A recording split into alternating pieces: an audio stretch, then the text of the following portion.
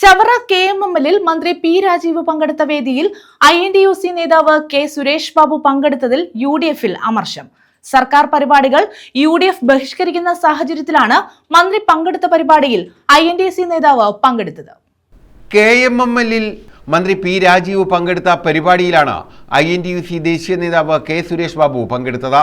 തെരഞ്ഞെടുപ്പ് അടുത്തിരിക്കെ സർക്കാർ തട്ടിക്കൂട്ട് പരിപാടികൾ സംഘടിപ്പിക്കുന്നുവെന്നാരോപിച്ച UDF വേദി ബഹിഷ്കരണം പ്രഖ്യാപിച്ചിരുന്നതാണ്. മുഴുവൻ UDF ത്രിതല പഞ്ചായത്ത് ജനപ്രതിനിധികളും ചടങ്ങ് ബഹിഷ്കരിച്ചു. ഈ പരിപാടിയിൽ കെ സുരേഷ് ബാബു പങ്കെടുത്തതിൽ UDF-ൽ വ്യാപകമായ അമർഷം ഉയർന്നിരിക്കുകയാണ്.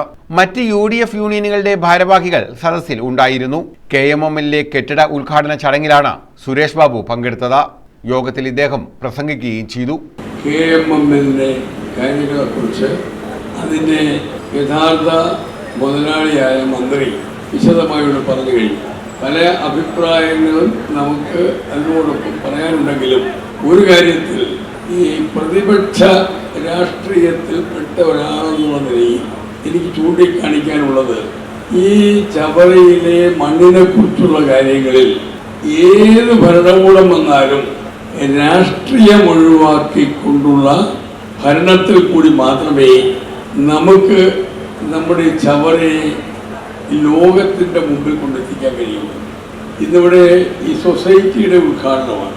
ഈ സൊസൈറ്റിയെ സംബന്ധിച്ചിടത്തോളം വളരെ പ്രകീർത്തിക്കപ്പെടേണ്ട രീതിയിലാണ് അതിൻ്റെ പ്രവർത്തനങ്ങൾ നടക്കുന്നത്.